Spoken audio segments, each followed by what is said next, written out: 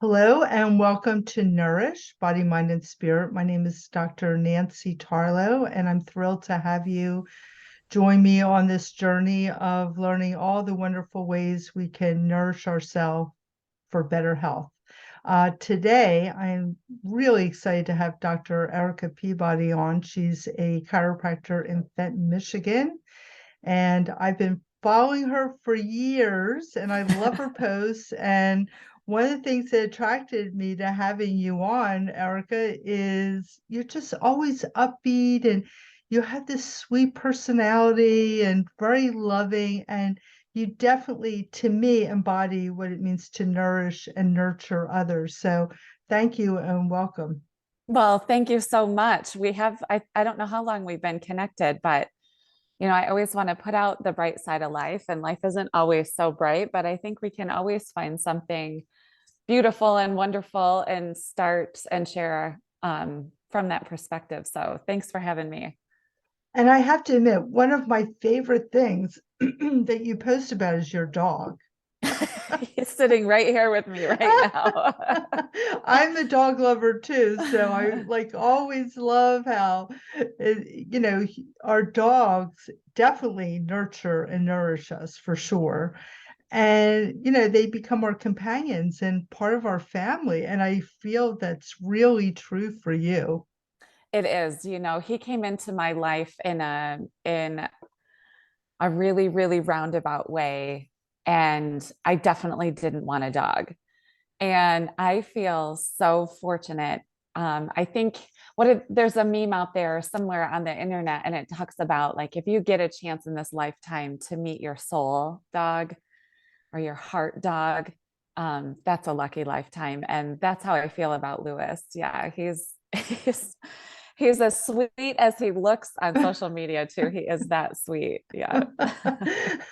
My dog Coco, it's so funny because sometimes he'll be sitting next to me on the couch and he'll just stare at me like he's trying to communicate. Do you ever Yeah. feel that? I do. I do. And I often wonder if he could speak what exactly he would say. And then one of my patients asked the other day, they're like, if he had a voice, what would it sound like? There's all kinds of iterations of what his voice would sound like in my mind. But he is as sweet as can be, and he inspires me. Honestly, he inspires me every day. I have a lot of patients recently that seem to be losing their dogs, and I'm like, their lives are short and far too short always. But I also feel like I would never want to hold my love back for the grief on the other side. And anyway, it's hard. He's only 3.5, so hopefully he's around for a long, long time. And yeah, he inspires me to love not only him, but myself and the world even more every day. Every day. He's so sweet. Do you adjust your dog? So in Michigan, there's limitations on chiropractic and dogs. So more than anything, I do spinal mobility on him. He doesn't run crazy, and he doesn't do a whole lot of like athletic events or anything like that. But he loves his spine work done, and I'm trying to get him used to one of those percussion massage instruments too. He doesn't like it yet, but I know it's going to just really help. And yeah, so I do a little bit of work on him.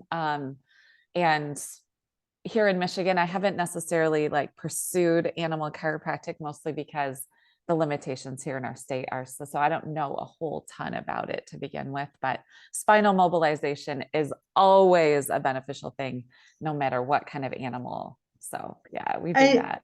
While I intended to just start off talking to you about chiropractic, I do want to talk about, since we started talking about our dogs, the health benefits of having an animal. I don't know if you know those stats off the top of your head. I certainly don't, but I know when I'm having a tough day, like we've had a lot of gray days here. You probably experienced the same thing Yeah. in Michigan. Hmm. And just having him next to me on the couch and there's a comfort in, you know, petting your dog, you Agree. know? Agree. He is a little empath. He's a pretty sensitive kind of dog.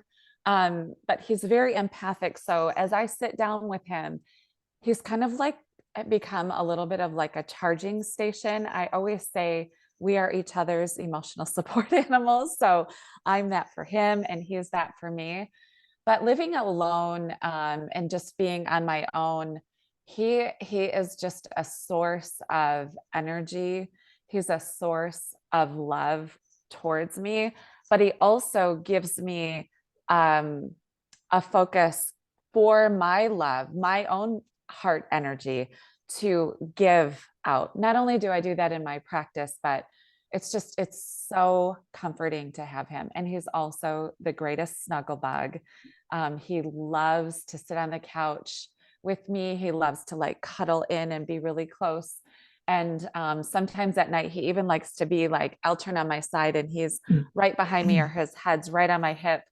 And he has to be touching me, even if he's facing the other direction, like he'll put a paw on my arm or he always has to have something that touches me. And my life is so much more fulfilled because of him. So yeah, there's heart nourishment. There's like an energetic exchange that's nourishment to me. And at the end of a stressful day of service or whatever else is going on. I mean, we're so stressed in this day and age, in this world, and in this country in particular. And although we have so many things that are going our way, there's just bombardment of a lot of chaos. And he is just that gentle resting place. So I am, like I said, he came to me in a roundabout way in a time that there was no way I wanted a dog. And I'm so fortunate. I'm so fortunate. So My last dog I used to bring to the office because mhm, he was or she was very mellow, right? mhm, Even though she was a like part Gordon Setter, part Black Lab, and she was a bigger dog, mhm, she would just like lay her kisses on everybody, mhm, And mhm. unfortunately, the new dog that we have now, who's almost 7, is so hyper. He's jumpy and he's a little dog, but I'm so scared he's gonna like push like some of these little kids over. Yes. So it's, as much as I would love to have him Mhm. always with me, I just can't do that.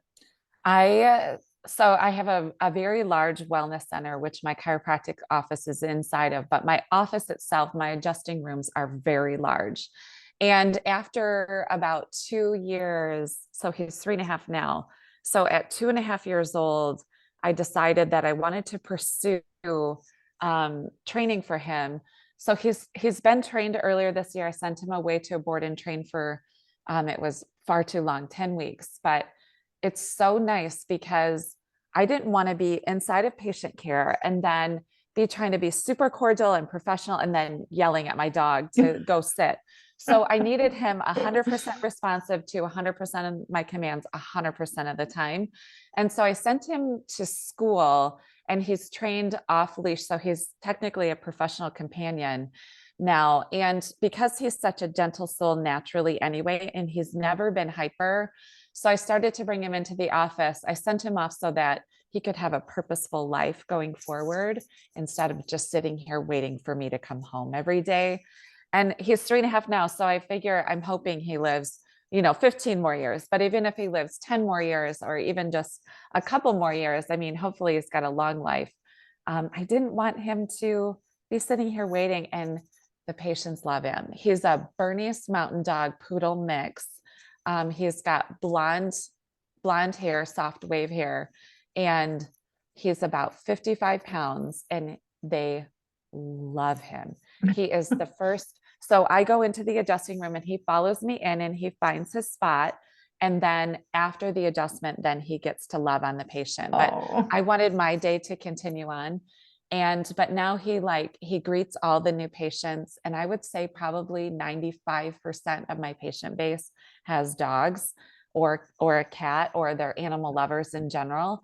And so he's just that softening point for them, like, oh, there's such a sweet dog here. Like, I'm so glad I'm at this office. And, but I also have like, he takes on grief he recognizes grief and he takes that on for people right away.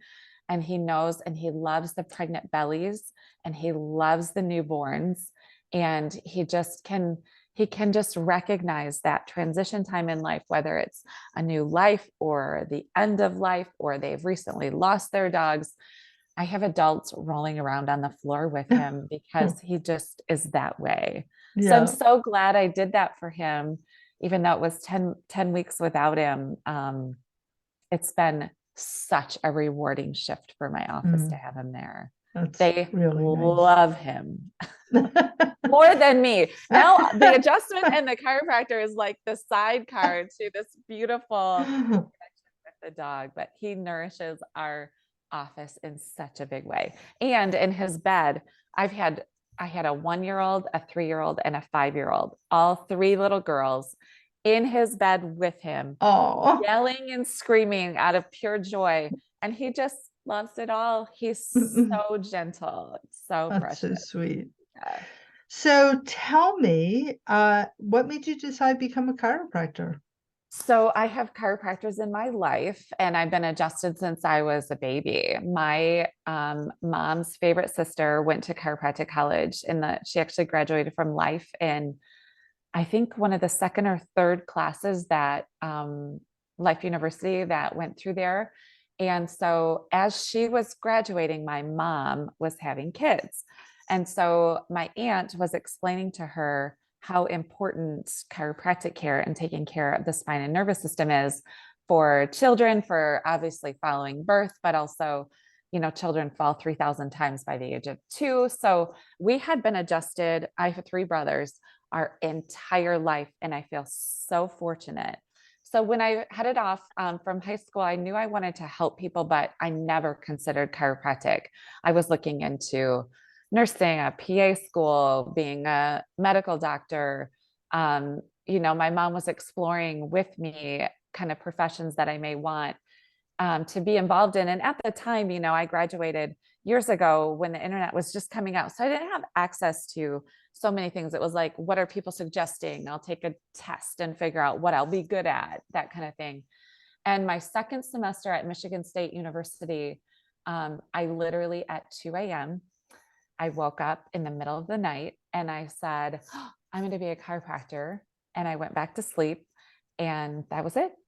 And fortunately for me, actually, I called my mom the very next morning and I'm like, Mom, why did you never say chiropractic? It's such a great fit for me.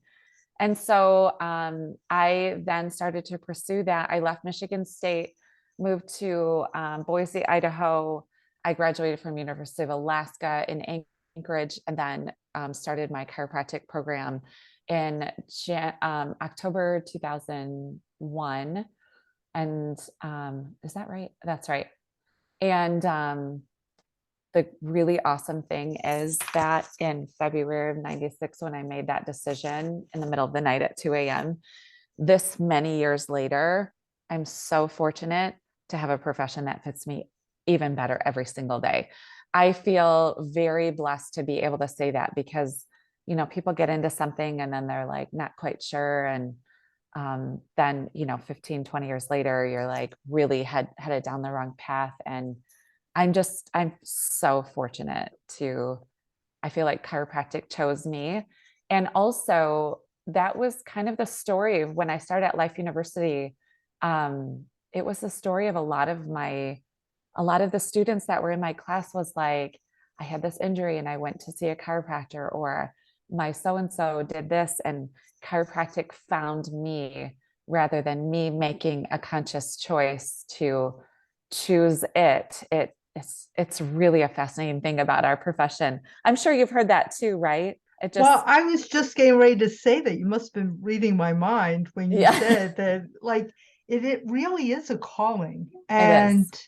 And, um, so many times, like for me too, I was actually in pre-med. I was in my second year of Mm, pre-med, and I had decided I didn't want to do it. Like it just wasn't resonating. And mhm, I had, I was kind of pressured into going that route by mhm, my dad. He just wanted to have a doctor in the family. mhm, And so I decided not to do it. And I was taking a little time off to figure out what I wanted to do. And this was in 1978. So, that's when, we were considered quacks, right? That was Right. like the whole quackery thing. And I remember I went up to Vermont with a friend of mine, and she met a guy who was going to his chiropractor, and he brought us along. And it's funny because this guy actually lived in New York, but he would go up on the weekends in Vermont. Like he was a guy who worked 7 days a week. He didn't Hmm. need to. And he Hmm. had like a little trailer, like right by the ski slope where he'd see people. And That's I awesome. and he let me watch like for like an hour or so because I wasn't interested in skiing, but my friend went off skiing. And it was like, oh yeah, I came home, I'm like, I'm gonna become a chiropractor. And everybody said, oh, but they're quacks, you can't do that. And I decided not to do it. And it wasn't until 1989, so this was 11 years later. I had gotten into like my eighth car accident, and I went to a chiropractor, and it was like, this is for me. I don't know why I waited so long to figure Hmm. this out. So, yeah, I definitely felt like it was a calling. Like I didn't have a choice. I had Right. to do it. Right. And so many people are like that. The Hmm. people that aren't, it's like they decide to get out at some Right. point. Right. Yeah. Yeah. It's been a really, really beautiful journey. And I think one of the things, like I sort of was always leaning medical, but it's also like I didn't want to deal with like bodily fluids and Exactly. screaming kids, like it's awesome to be people's favorite part of the week. And you Yes. probably experienced that too. Like, yes, we're doctors. Yes, we're, doing things, but we are people's most favorite part of their weeks. And it doesn't get better than that. Yeah. I actually introduced myself to kids as Miss Nancy Yeah. because, I know that there's that fear about going to a doctor. Hmm. And I tell the parents up front, I'm like, don't tell them that you're bringing, Hmm. them to a doctor. And Right. it just sets that tone right from the very beginning. Hmm. So what is your favorite part about being a chiropractor? I know Oh there's so gosh, many things to so many, love, but so many. So, oh my gosh, I think that I wouldn't even know exactly how to narrow it all the way down to my favorite part. Um, the favorite patient base that I really love to work with is pregnant moms. And I really love it because I get to be part of their journey and sometimes their motherhood transition. So the first time moms, or they're headed back into newborn territory again with a second babe, and just helping them along the path to, and I never say that chiropractic makes labor and delivery easy. I would never use the phrase easy, but it makes the process simpler. It helps the body to be able to go through the labor and delivery a little bit simpler, more balanced. The body's naturally supposed to do this. And so they'll work with their OBs or they'll work with their midwives. And then along the way, I just continually help them trust that their body was designed for this, that it's plenty capable. In the last 2 weeks, and I often wonder about this, like I have 6 moms birthing in the last 2 weeks. And I often wonder, okay, what was happening 9 months ago that I have this many people in the birth process? But I just really, really love that part of the population. Of course, I see newborns and all of that too. And the other part is like I had this older gentleman come in one time, and his reason for coming into the office, like our paperwork says, what brings you into chiropractic? And his answer to that was, I want my health expectancy to match my life expectancy. Just mean I don't want my health to fail at the end. Let me be proactive. So I love working with the motherhood transition part, but I also love working with absolutely anybody that is really understanding being proactive about their health every single day of their lives. And so I love working with those that are also working out, also, taking good care of their body, also putting good things in their body.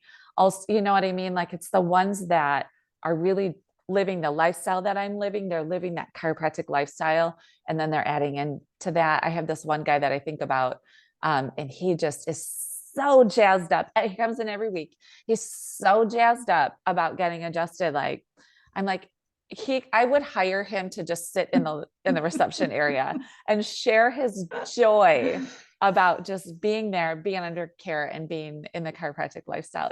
It's awesome. It's that kind of enthusiasm. I think they call it the spizzerinctum inside of our profession, is like the enthusiasm around chiropractic. This guy is that and more. So I don't know. There's so much joy in every day there. So I do love it when somebody comes in and says, I'm here because for wellness, yeah. right? I Mm-hmm. mean, yes, I love to help people get out of pain, Mm-hmm. but helping people that really want the most out of life, Mm-hmm. right? And Yep.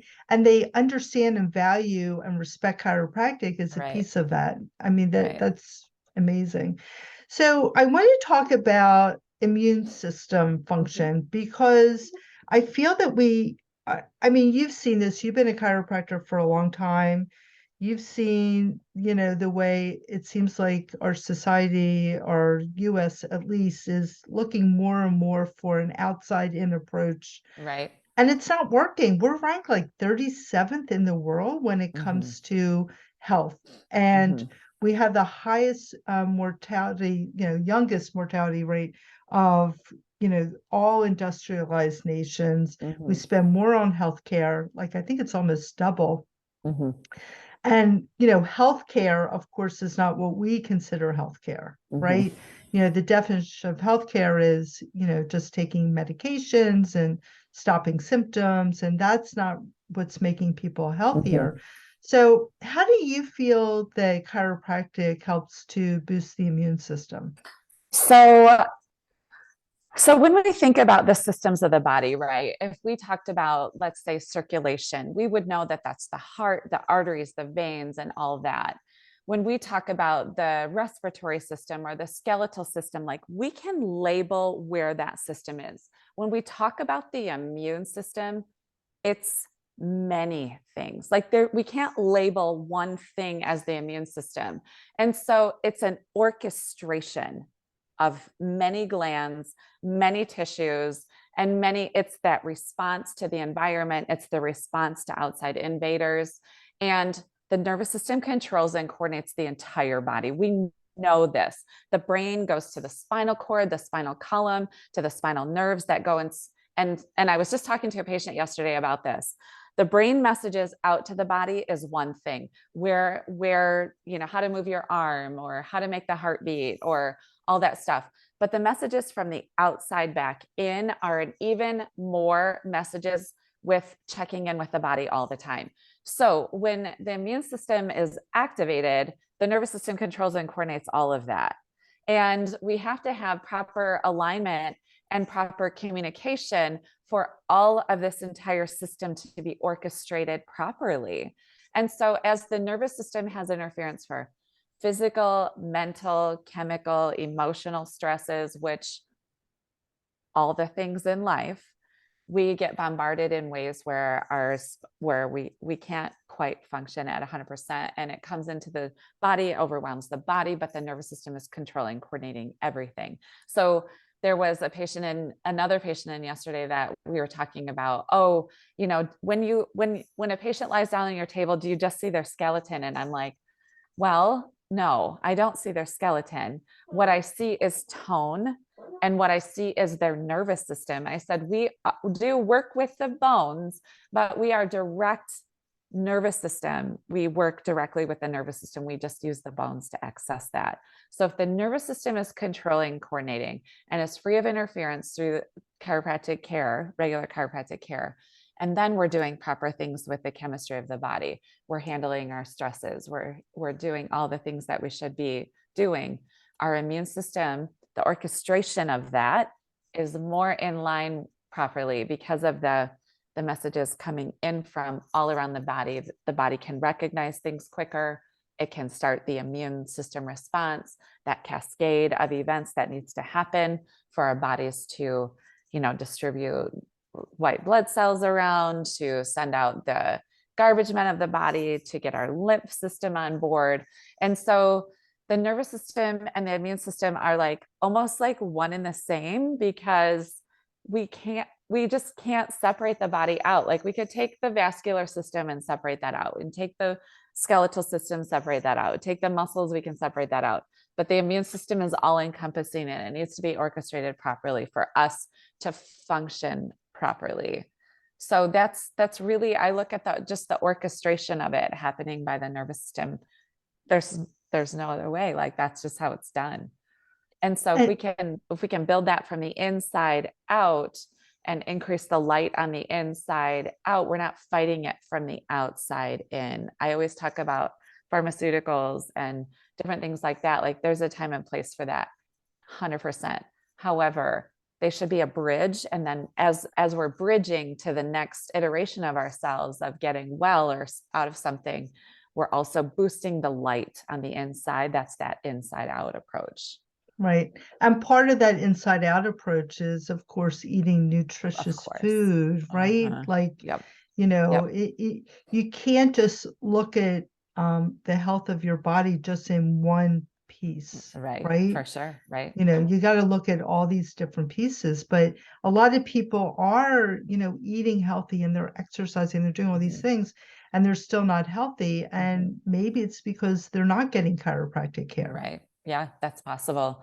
I noticed that I say this to my patients all the time. I'm like, not everybody chooses chiropractic as a wellness lifestyle tool. However, those that do choose, they're healthier. They get through cold and flu season faster. They, sleep better. Sleep is where most of our healing happens anyway. They're more restful. They don't have this buzzing through the nervous system because it's so stressed. It just brings the system down. I think a lot, it's so I use the phrase of getting an adjustment is a little bit like Control Alt Delete, a hard reboot for your computer. Right. And those that use it in a wellness lifestyle approach use it as like, okay, I've gone through my week, I've done these certain things, let's get my nervous system checked, Control Alt Delete, reboot the nervous system, and allow that to work with the good food, the good choices I'm making, work with the workouts that I'm doing. People often ask after their adjustment if they're allowed to go to the gym, they're allowed to go do that. I'm like, yes, and your spine is in a way better place because you've been adjusted, and you're going to notice that. And then they're like, holy cow, I felt like lighter. And that kind of thing is just anecdotal, is like, I felt lighter, I felt freer, I could stand taller and breathe easier. And it's like, yes, and that's exactly what's going on, because your body's not dealing with this frenzied buzz in your nervous system. It's calm. And then you go do the things that you would normally do, or you're working out with a misaligned pelvis and we balance that. Like there's so many stresses are reduced and the body's able to function better ultimately. And, the other thing that I think boggles a lot of people, it's not unusual when people first start chiropractic that are very sick, that all of a sudden, like they'll like have these massive poops and right, because because again, the nervous system is controlling every aspect of our body. It's not unusual for detoxification to take place. Sure. Right? Absolutely. Yes. Naturally, without now, I'm a big fan of using other tools for detoxification, especially when somebody is very sick or they're getting chiropractic care and they just need a little something extra. But I remember probably 15 years ago, I adjusted this girl who had a very severe reaction to a vaccine. And, I'm thinking, oh, she's going to need to go to a homeopath. She's going to need to do all these things. And I adjusted her. And, within an hour or so, her mother reported that she started to detoxify just with chiropractic. And, fortunately, she came in early, like pretty soon after the injury. And that does also play a role, right? So if someone's been dealing with a lot of illness and, maybe treat their body not as nicely as they should have, Right. right? So that's going to take longer for that body to heal than Mhm. someone who comes in earlier and just comes in regularly. Right, right. Yep, absolutely. Yeah, I mean, detox is one of the most critical things to our body staying healthy and well. And, I would say, I mean, constipation from children all the way up through adults is like a real thing because we can't run around in sympathetic overdrive in that fight or flight response. Because, I mean, I don't know if you've seen this in practice, but prior to what's gone on in the last couple of years in our world, I would usually have 15% of the people, of the patients in some sort of crisis mode, right? So whether it be a loss or a job situation or, divorce or, issues with family or children or, something even more major, an injury, a severe illness, a new diagnosis, a terminal diagnosis, I would have about 15%.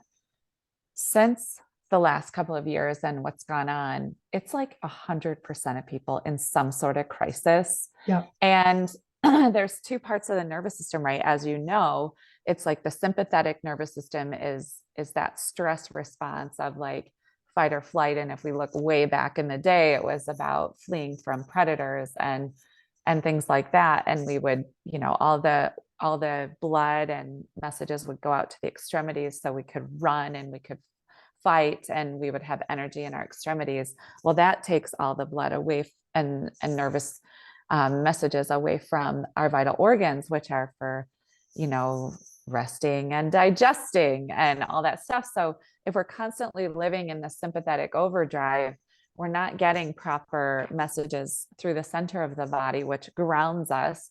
It's our rest and digest, feed and breathe. And so we're not able to get down into that parasympathetic mode. And when I feel like every adjustment really like takes the whole system and brings it like all the cells are like, thank you. And then your body can get into its normal detox mode. When we're not detoxing naturally through the digestive system, people come up with all kinds of skin issues and all yeah, these things that we're seeing these days. And it's like, we can't put a cream out here. Like, we got to settle the system so that it can naturally eliminate like it's supposed to. And chiropractic totally helps the system to settle. I have parents come in and they're like, oh, my infant hasn't, pooped in 10 days. And, their doctor said, their pediatrician said that that's okay. I'm like, that is not okay. yeah, But also even like 2-year-olds and 5-year-olds. And then you get into adulthood and it's like, we should all be eliminating every day, period. And if exactly. we're not, it's so stressful. And then the immune system is like, what am I supposed to do with all this toxicity in the body? What am I supposed to do with all that? And it starts to give us symptoms. I always say the symptoms start at a whisper and it can be really subtle. And then it just gets louder and louder and louder. And then if we throw pharmaceuticals on top of that, instead of trying to get to the root cause, it just behind the scenes creates a real mess. So it's Well, amazing what we do. yeah, and look at the prevalence of like ADHD and ADD. Mhm. That's fight or flight. Those It kids are is. in chronic Mhm. fight or flight. Yeah. And, I think the other thing that kind of came to my mind as you were talking is, it's not unusual for parents. I work a lot in the autism community that parents will put their kids first, right? Because they're so desperate to help their child heal. But in the meantime, they're living in fight or flight, Mhm. right? Of course they are. And Uh-huh. then they're getting sick, and then they're trying to figure out how they're going to take care of their child when Mhm. they're ill. Yeah. And it also becomes this vicious cycle, right? Mhm. So energetically, when we're in fight or flight, our kids pick up on that.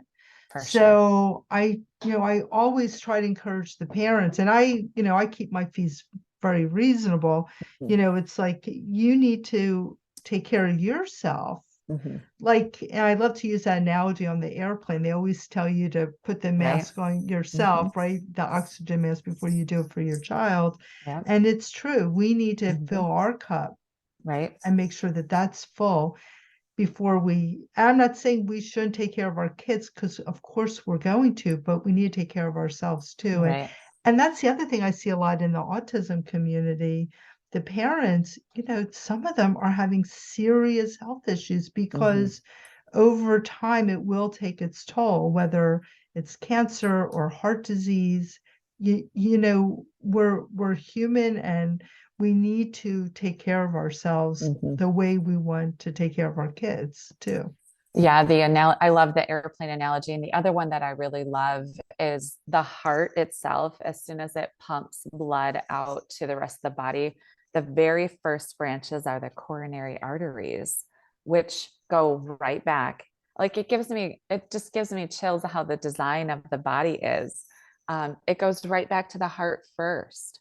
It doesn't go out to the entire body first. It goes, the coronary arteries feed the heart muscle itself. And we we've gotten away from it, and I think moms are they're just so, it's a natural in their DNA. Once you have a child running around outside your body, is to look to take care of them, often to the detriment of their own selves. And I think it can be both. And I think um you know I really feel like, do you feel like we're headed back to that? I feel like through all of this is like the awareness is really increased a lot into, let's not run the kids around everywhere. Let's bring everybody back home. Let's start to do, more family driven things rather than, outside and doing sports and all the things. It's just, and we're still doing that. Everyone's still doing that, but it just feels a little bit more like, let's get back to center where we should be this whole time. Yeah, and I think, part of the issue is that with this whole pandemic, a lot more parents are working out of their house, Mm-hmm. right? Mm-hmm. But I definitely agree. For a long time, I really felt like people were shifting as far Mm-hmm. as their priorities. Mm-hmm. But I'm outside of Philadelphia, and I'm seeing things kind of going back to the way they were. Yeah. And I was really hoping, like, one of the good things to come out of the pandemic, I thought the only good thing was, I did feel like people were like resetting and, Mm-hmm. getting into their little bubble with their family and Mm-hmm. seeing how important that time is with them. And I realized, for some people, they're single parents. They may not have that luxury. They need to have their kids go from school to after school Mm-hmm. activities. Mm-hmm. But I think there's a lot, also, I've seen this around here. I don't know where you are, but around here, a lot more parents are choosing to homeschool too. Yeah. Mm-hmm. So there's been a huge rise in that here. And I think, Huge. Yeah. people, they just saw the masking thing being really terrible for their kids Mm-hmm. and social distancing, because kids need to hug each other. Mm-hmm. I They mean, do. adults need to hug each other, Mm-hmm. but kids, they do it naturally. Mm-hmm. And as you know, like, that also boosts our immune system when Right. we hug and Absolutely. when we laugh and when we're Mm-hmm. joyful. Yeah. And it's kind of be hard to be joyful when you're in a school environment where the teachers are like freaking out. Right. I think, and I'm not sure exactly when this will be released, but right now we're headed into the holiday season. And over the last couple holiday seasons, people didn't get together. They didn't gather. And so they stayed home, and the kids got to open their gifts and stay home and enjoy them. And what I'm noticing in my practice is people are starting to shift away from the hustle and bustle and having to get to 7 different houses in 3 different days. And they're like, we're just going to say no. And we're going to probably disappoint a few people, but we're going to say no. And we're going to have a holiday where maybe we invite a couple of people over for a couple of hours, and we'll go to one party instead of 7 parties. And we're just going to bring it back to, what do we really want? And the fact that even though it was separate and it was a little different, we're not going to continue those holiday traditions that make us exhausted and, broke or money stressed and eat a bunch of crap that like Right. all of those things are not nourishing ourselves. So, I'm noticing in my area, it's a better balance as we're headed into this season. And there's still sickness going around and all of that, but it's not like everyone is overwhelmed trying to get all of this stuff done because they're just choosing a little bit less. But yeah, homeschooling has increased so much. It's sort of part of the norm now, rather than like, whoa, those were homeschoolers. Like, what is that all about? Right. Now it's like, oh, well, that's a really good option. And if a parent does have the opportunity to stay home, and they get to not only stay home and raise their children, but also stay home and be part of their homeschooling, or they have homeschool pods, and they're building this great community of people, of like-minded people. Like, that is so much more nourishing for their lives and their just longevity in general. There's a lot of beautiful things that have come because of that, more normalization of making their own choices instead of just following the rigmarole of our society. Yeah, and doing what's best for your family. So, Erica, I want to ask you before we end this Mhm. conversation, if there was one or two books that you would suggest, like that Mhm. would help people that you've read maybe and that you felt would be nourishing for others, so they can feel happier in their life and Yeah. put themselves first, right? Uh-huh. What Yep. would you? So two of my favorite books ever, and I reread them multiple times. I'm always reading. Actually, I've really gotten into audiobooks because then I can also do laundry and read at the same time. But That's a good idea. yeah, I know. The one book that I've recommended for so many people, and it's a short, quick read, is The Four Agreements. I'm sure you've read that one. Yeah. So it's four agreements in life, and just looking it, you start the book and then it's kind of a quick read. It's a beautiful read. It's very succinct, and you literally finish the book and see the world differently, Mm. in a more calm and connected and just different eyes as soon as you're done. So The Four Agreements by Don Miguel Ruiz. And then the second book that's my second all-time favorite is The Untethered Soul. Mm. I don't know if you've picked that one up, but it's basically about going through life and not letting things land into your physiology, good, bad, or indifferent. And that as we not let the world roll off of our backs. It's not like that. And it's not spiritually whitewashing, and it's not silver lining the whole world.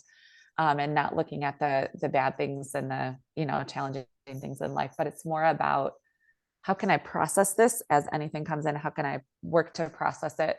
And it's always goes back to the nervous system for me, because as things come in and we're bombarded with whatever life is throwing at us, we can let it really lodge into our tissues. And sometimes traumas are that way, or sometimes certain situations are that way.